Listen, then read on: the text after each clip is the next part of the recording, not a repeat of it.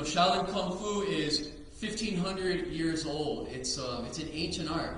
And to give you a comparison of the other martial arts, a lot of times the Shaolin Kung-Fu is considered the mother of all the martial arts. Now, it's not the very first martial art that was ever invented or anything like that. There are some arts that are far more ancient, whether it's from India. In fact, there's even forms of Chinese martial arts that predate Shaolin Temple. The Swai Chao, Chinese wrestling, and things of that nature, were hundreds of years before. Military warfare obviously had been going on in China for prior 1,000 years. So again, there's a lot of predecessors. But the reason that Shaolin Kung Fu is considered the mother of all the martial arts is because it is the first and largest of the systemized forms of martial art. So this is like the first time in history, back in the 6th century, that the martial arts had been developed, let's say. It wasn't just something that occurred. It wasn't just something that they learned and studied for a very short amount of time.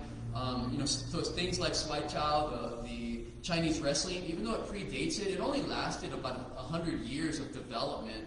And then that was it. It was done, and it's been like that ever since. Even those that practice the ancient wrestling, it's almost like Greek-Roman wrestling or whatever it might be. There's other forms throughout the world that didn't learn from Shaolin Kung Fu, and they created their own styles, but they're limited in their scope, and they only went for a certain amount of time. And some of them aren't even being practiced in the world today. Whereas Shaolin Kung Fu, it began and it kept on being developed. And it was developed again for 1,500 years. So it's something that never stopped growing and changing. So, if we look at some of the other martial arts that are very common nowadays, we talk about something like karate, and there's a couple of different forms of karate, but if we take the classical style of Shotokan karate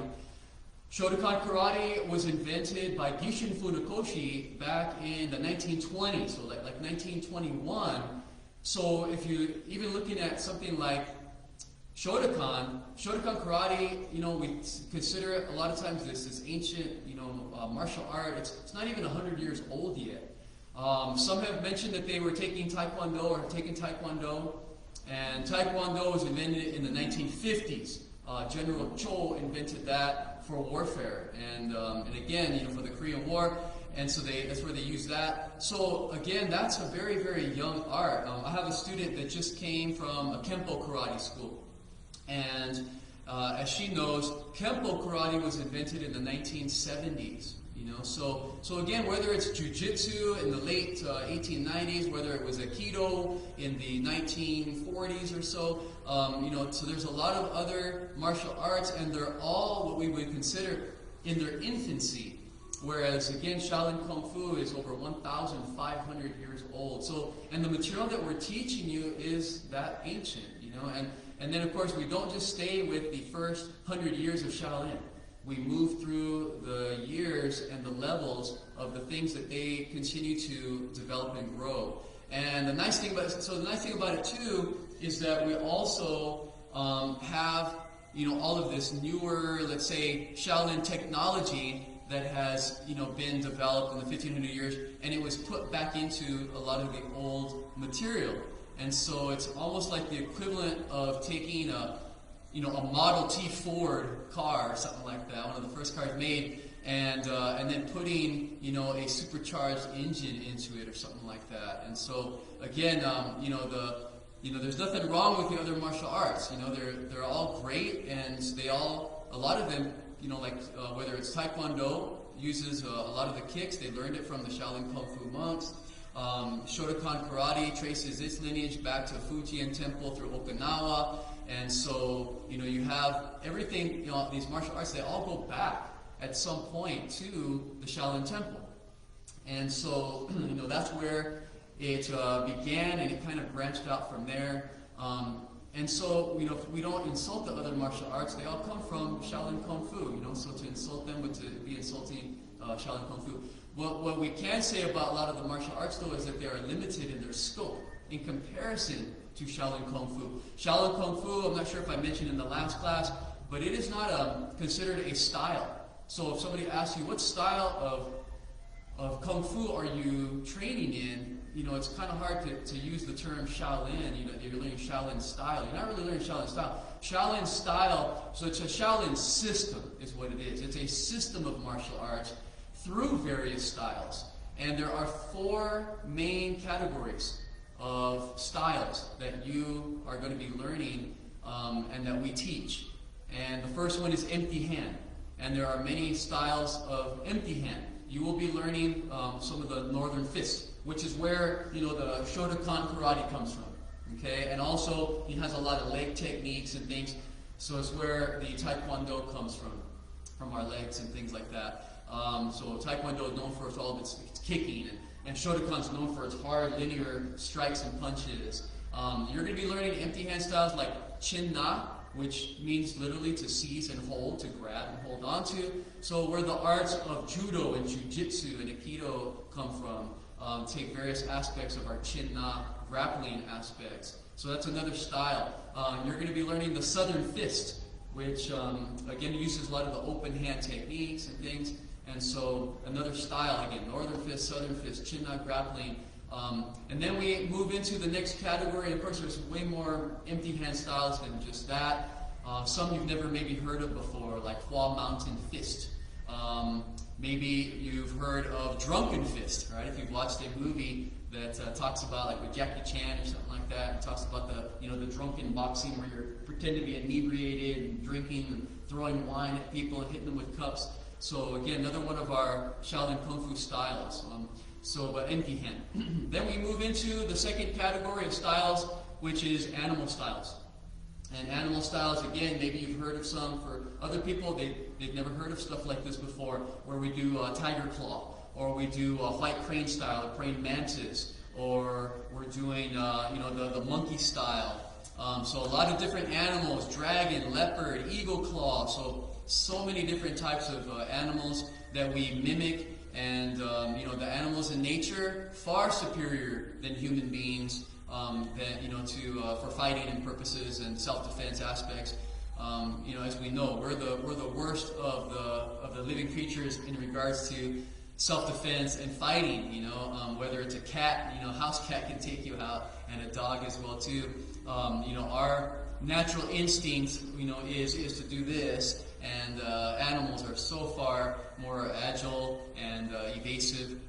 So at any rate, they're also far more efficient when it comes to fighting as well too.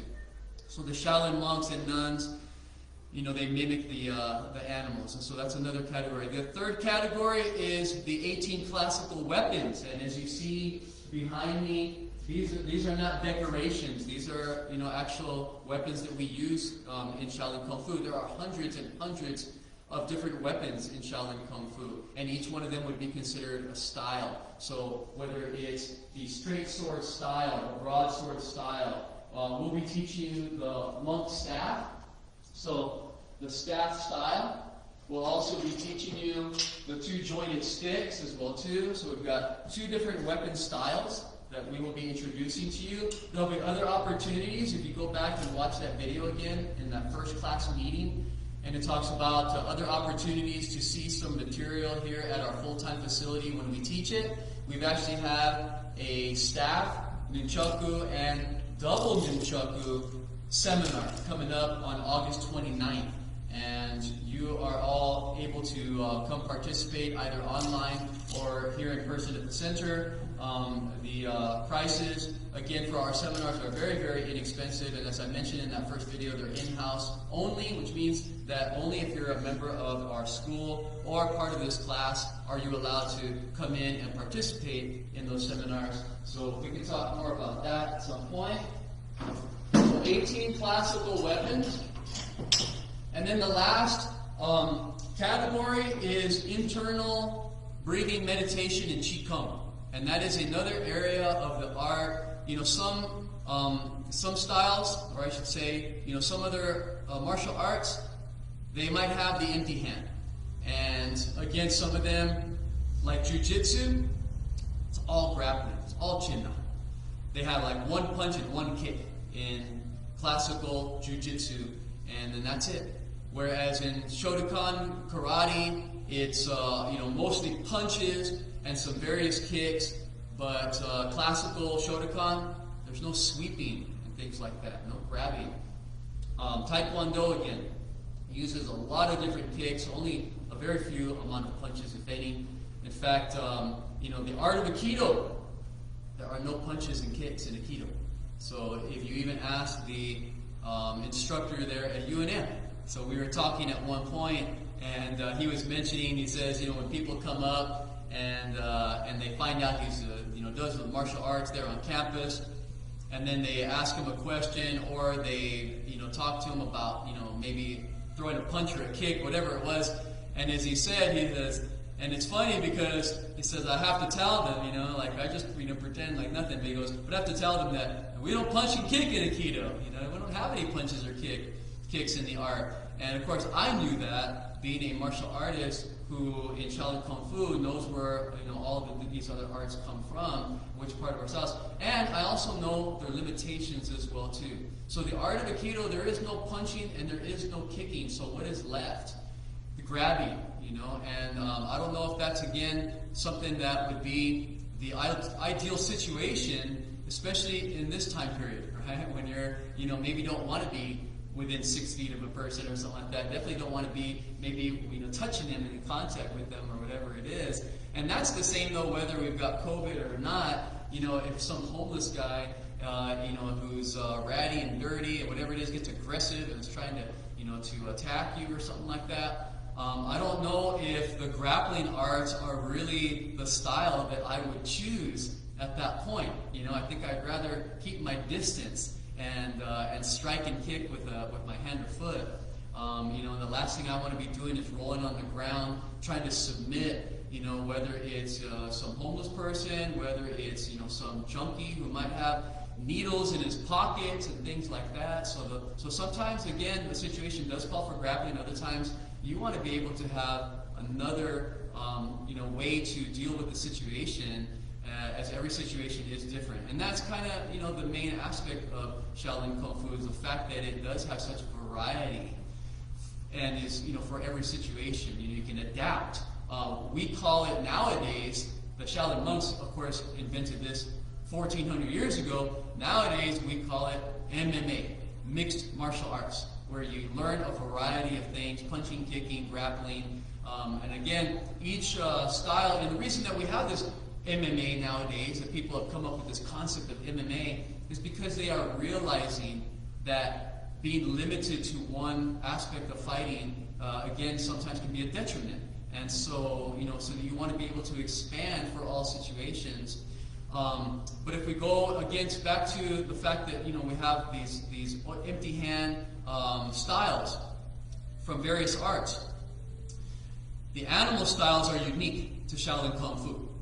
Even Kempo Karate, which is based on our 5 animals of Shaolin, don't really do the animals. They don't really have the tiger claw and the white crane and things of that, the leopard, the dragon, and the snake. They don't use snake fist and they don't use dragon claw.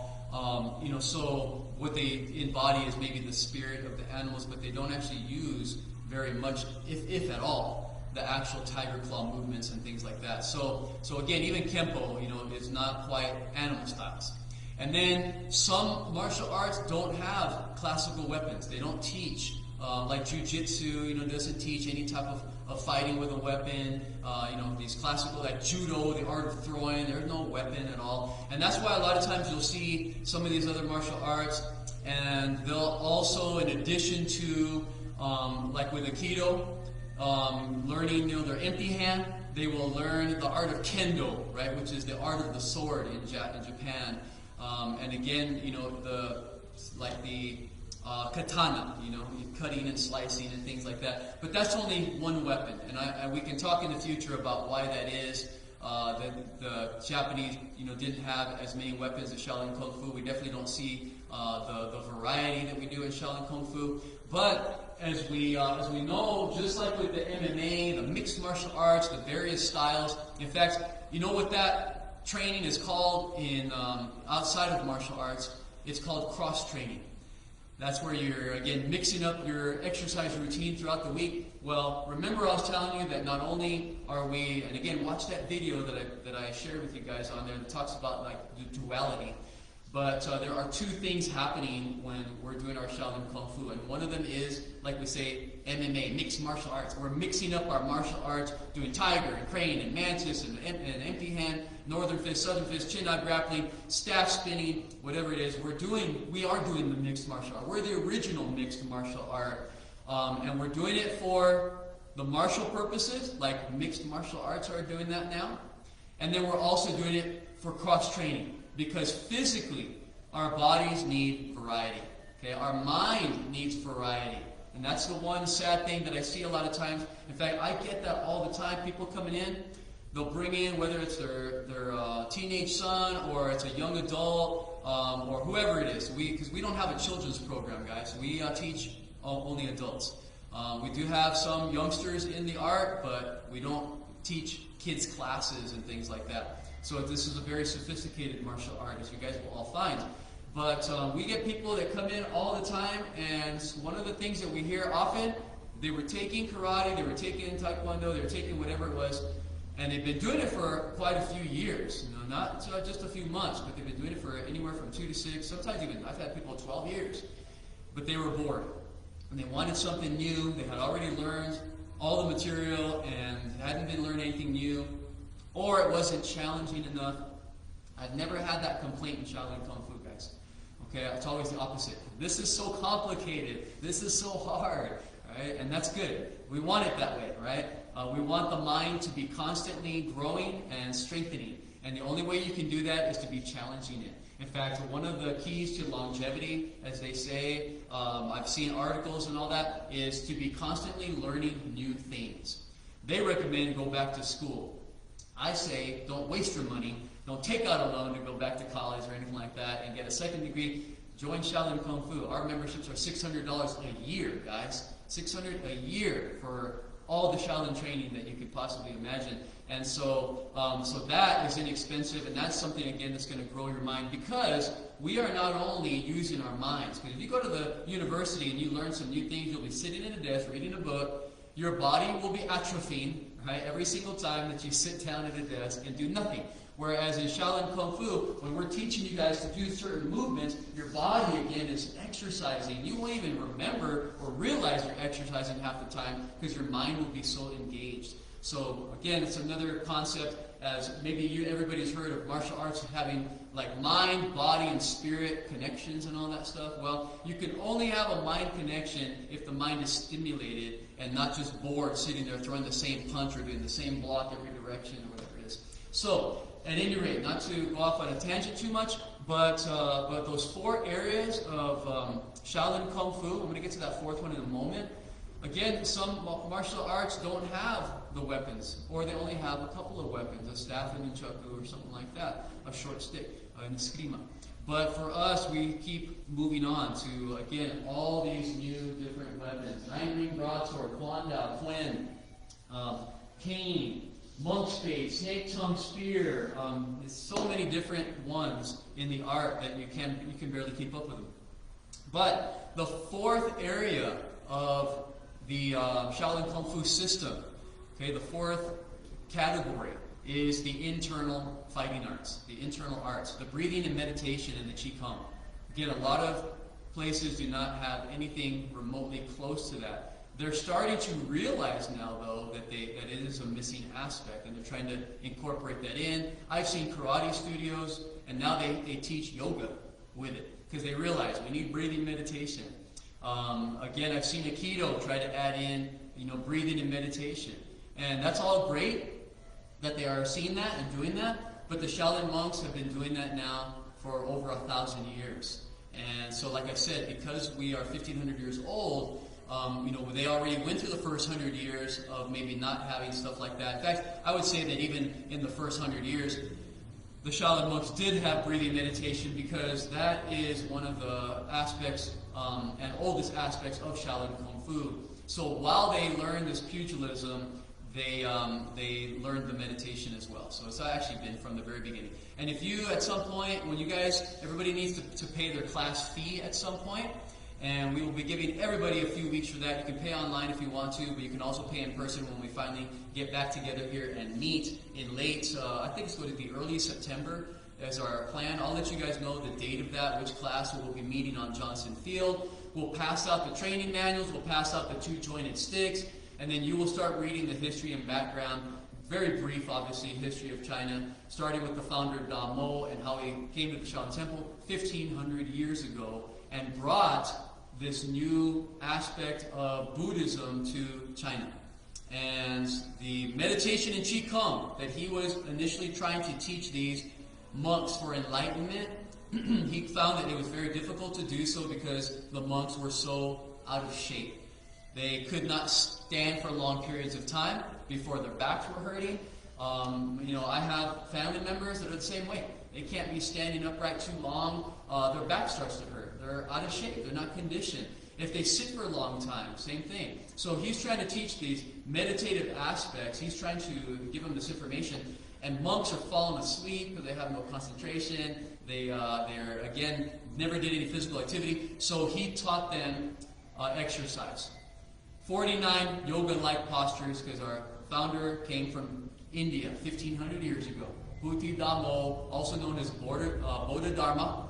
In India, he's known as Bodhidharma. In Japan, he's known as Daruma. And he brought, again, this new method of meditation for enlightenment. But in order to teach that, he had to get the monks into shape. So he taught them exercise through pugilism, through boxing, okay, through this punches and kicks. And so that's where we talk about this duality, this self-defense aspect that also increases and improves your health. And that's the unique part about it. And everybody has probably heard of this, this particular sect of Buddhism. It's called in China, it's called Chan Buddhism. And it's called Dhyana in India. And if you, and most of you are going to know it when I tell you the Japanese name for it, it's Zen. Okay? Zen Buddhism. Everybody's heard of Zen Buddhism. That's Chan Buddhism, and it was invented at the Shaolin temples. Okay, so in fact, more people visit the rebuilt Shaolin Temple in northern China every year. People go and visit that historic site. In fact, we were just there in 2019 doing performances and meeting with the head abbot and different things like that. Our group, our organization from my instructors and masters put together a tour every 3 to 4 years, as I was mentioning in our previous session. And that's one of the places that we visited this last trip. And maybe you'll get a chance with us in the future. 2022, we're going back to the Orient again. And I believe the Shaolin Temple might be on the agenda again. It's just such a beautiful historic area, the root of all the martial arts. And we have more people, though, we go to visit it for the martial aspects, because of it's our martial origin. Okay, but most people in the world go to visit Shaolin Temple because it is the birthplace of Zen Buddhism. Okay, and so again, it's a very popular destination for people to go and watch and visit and view. So, but when you do visit there, you'll get a chance to see the murals on the walls there that are over 800 years old, the statues and things like that. And you'll find that the Shaolin monks are wearing the same uniform that we are in those murals, in those on those statues. They use the V-neck uniform. A lot of times people say, so are we using a Japanese uniform? And in fact, I have a video I'll share with you guys in this group as well too that talks about that. It talks about, are we wearing Japanese uniforms? And of course the answer is no. This is a Chinese uniform. Chinese invented it. The Japanese adopted it. And so they copied the Chinese just like they do and did with everything. Whether it was the religion, like Chan Buddhism, now it's Zen Buddhism, same religion, same exact thing. And their language was based on the Chinese language. Their culture is based on the Chinese culture, so they adopted everything. Their martial art is based on the Chinese martial art. Okay, so, but as we mentioned, not as sophisticated, hasn't been developed as long. And so the internal fighting systems or breathing meditation, most martial arts do not have anything like that at all. And if they do, again, they're still very, very brand new. Whereas with the Shao-Lin Kung-Fu, one of the things we're going to be focusing in on is proper breathing and making sure that you're doing the Qigong breathing, which is going to be so beneficial to you guys physically, spiritually, emotionally, mentally. I mean, in every aspect, breathing is the key. There are 3 keys to health and wellness, and the first one is breathing, the proper type of breathing. Most people, unfortunately, will go through life without ever taking a fully conscious breath. Okay, it's very unfortunate. We shallow breathe on a normal basis. We've stopped breathing the deep breathing which you did in your infancy. We can talk about more of that in the future, but I will be showing you guys how to breathe in through your nose, out through your mouth, deep belly breathing, and you're going to find that it's going to enhance every aspect of your well-being. So again, that's the first key. The second key is nutrition, and the third key is going to be exercise. So those are the 3 things to keep you young, healthy, vital, and strong throughout your life, guys. You start paying attention to how you breathe. If you start paying attention to what you put in your body for fuel, but also if it's not fueling you, it's poisoning you, unfortunately. And then exercise, and choose your exercise wisely, because again, same thing as like food. The exercise that you choose can either break you down and destroy you, or it can build you up and strengthen you.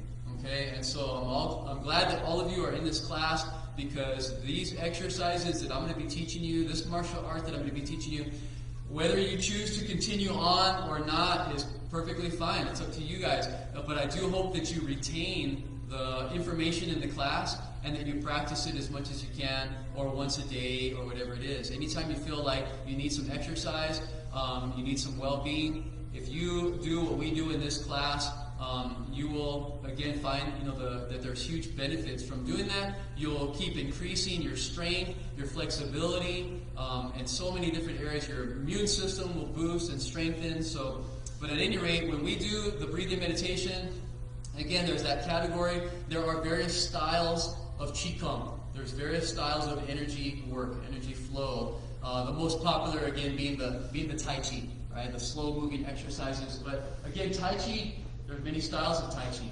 Chen, Yang, Wu, Sun, original Tai Chi, Dragon Gate Tai Chi, so many different styles, combined Tai Chi.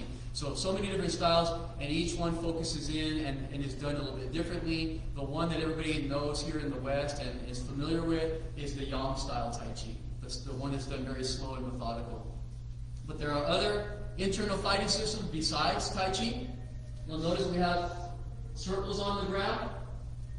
And this is from the internal fighting system of Pakwa Chang, where you're turning and spinning in different directions. Okay, and using the palm strikes. There's the Xing Yi, which is the mind fist boxing, explosive and powerful, shaking energy, devastating energy. There's the meteor fist, the Liu Xing Chuan. There's the 10,000 lotuses blooming. So internal fighting systems. So some internal fighting systems everybody has heard of nowadays, like Tai Chi, whereas most people, probably none of you have heard of Pakwa Chang. Pakwa Chang. Okay, the second internal fighting system. If you've heard of that, maybe you've heard of Xing Yi Chuan. Okay, the Xing Yi is again the third internal fighting system, but most people have never heard of Liu Xing Chuan, meteor fist, and never heard of Ban Yang Huan, which is the 10,000 lotuses blooming, and that's just the first 5, okay, of the internal fighting systems of Shao-Lin Kung-Fu. Most of these martial arts nowadays, these styles of Shao-Lin Kung-Fu, like the Liu Xing Chuan and the meteor fist, whatever, were so secret there at the Shao-Lin Temple that only a handful of monks and nuns were ever taught them. And here in the West, we are now starting to, my masters, because they've been training now about 50 years with a Shaolin Grandmaster, is now starting to introduce some of these most secret trainings that have ever been taught at the Shaolin temples.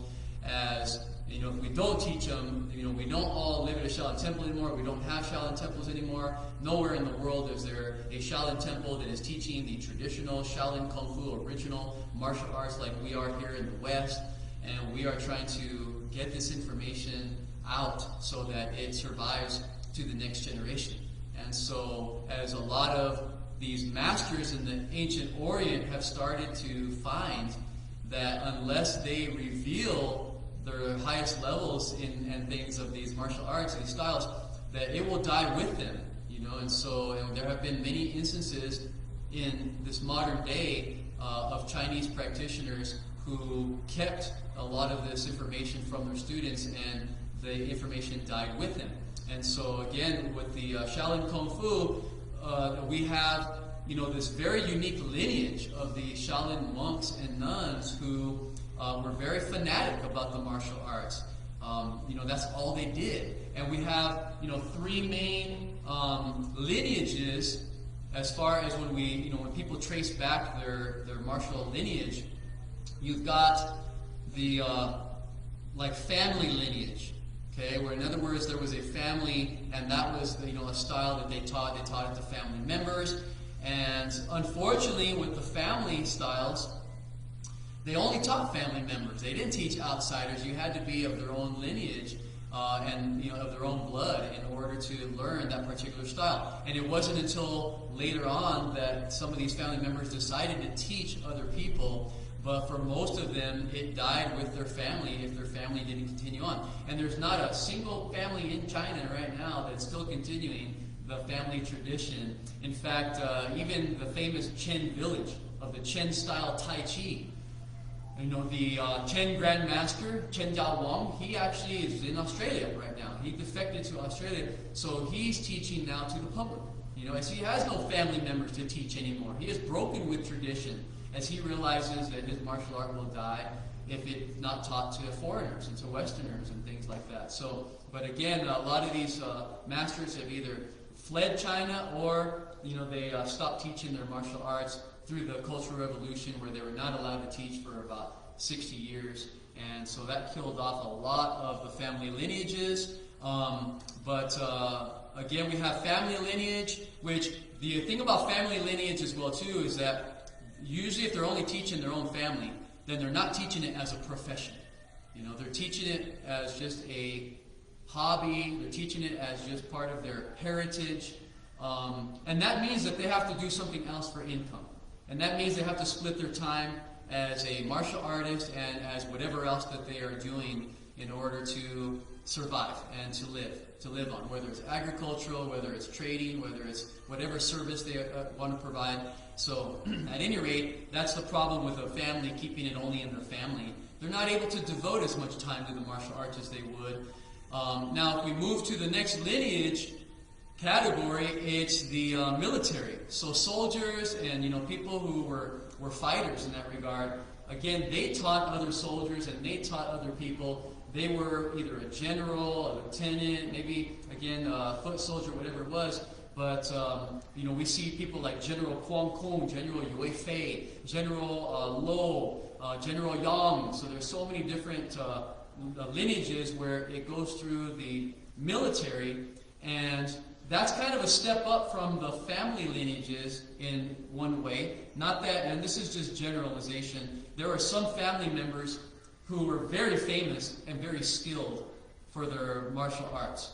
Whether it was Yang Lu Chan from the Yang family Tai Chi, maybe you've heard of Ho Yun Jia, a family member again from the whole family. If you watch the movie Fearless, they talk about Ho Yun Jia and his skill and ability there in China in the 1900s.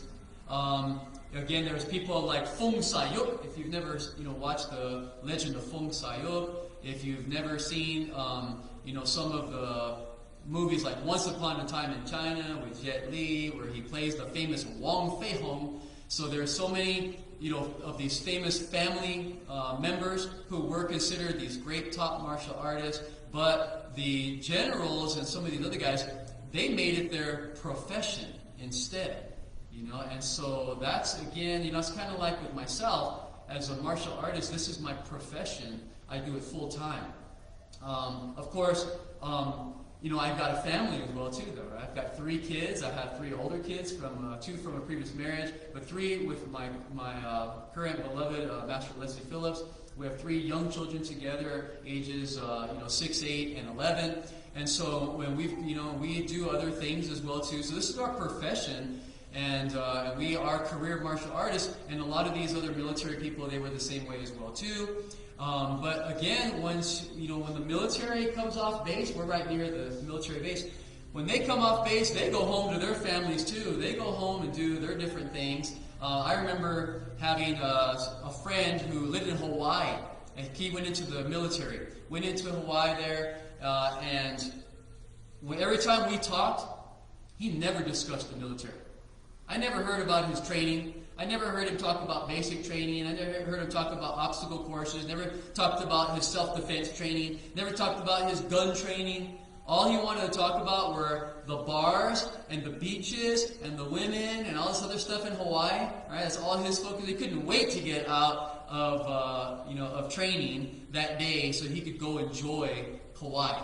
So that's again, kind of gives you just a feel of like, even when someone is a soldier, that's just their profession half the time, and the rest of the time they're off. In regards, rare was it to have a general like Yue Fei or Kuang Kum, who they didn't do that type of stuff when the clock, turned and they were off the clock. They were still studying the military classics. They were going out into the field and working on their Huan Dao and their spear play and their whatever it was. Rare was it to find, military people like that. So, but that's again, that type of lineage. Then you have the third category of martial lineage is temple lineage. Now that's where our material comes from, temple lineage. And the Shaolin Temple, that is all they did, was Shaolin Kung-Fu. It wasn't a hobby, it wasn't their heritage, it wasn't their profession, it was their lifestyle. And that is a huge difference, okay? And that is what the difference is between me and a military person as well too, is that this Shaolin Kung Fu is not just my profession, it's also my lifestyle. It is all that I do. There is nothing else physically that I do. I incorporate my Shaolin Kung Fu into every aspect of my life.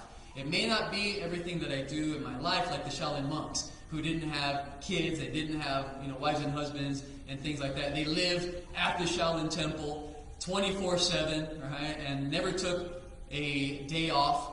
They didn't go to town and hang out and relax and party on weekends. It was from the age of 6 to 96 at the Shao Lin Temple. And that is the lineage, that we have, and this is where this particular system and styles of Shaolin Kung Fu come from. So just to give you guys, a feel of, what we're talking about and what we're doing here. So again, I'm excited to next class start teaching you guys a little bit, but I want everybody by next Tuesday, okay, just a few minutes a day, whatever it is, go back to that video where I talk about, again, the exercises. And there's a whole, don't just go to the exercises, guys, you're going to miss so much history and background that I discuss and talk about all throughout that video in there. And it's like most of my stuff, like today, it's impromptu, it's not, set. I don't even know sometimes, like today, had a lot of things I wanted to talk about and cover, and I decided like, all right, let me just talk about maybe this or that today. And then sometimes I don't even know till I get up in front of this camera exactly what I'm going to say. So, so don't miss some of that discussion that I talk about. I hope it will really enhance your lives, you guys. I hope it's really going to enhance your minds. And I hope this class is really going to be transformative and amazing for you guys. I know that for a lot of people it's changed their lives just doing Shaolin Kung Fu for just a semester in college. And I'm really looking forward again to teaching you guys. All right, so I know we're just about time. I said I was going to keep it brief, but I lied, obviously. We took the whole 50 minutes or so. But next class, get ready to jump in and do some stuff. I'll expect everybody to understand the exercises because I'm not going to go through them too slow like I normally would. I'm going to go through them at kind of a normal pace, assuming that everybody is up to date. Get those consent forms turned in by this weekend as well too, everybody. And if you have any questions, don't hesitate to contact me, and I'll see everybody on Tuesday. All right, I'm going to bow everybody out.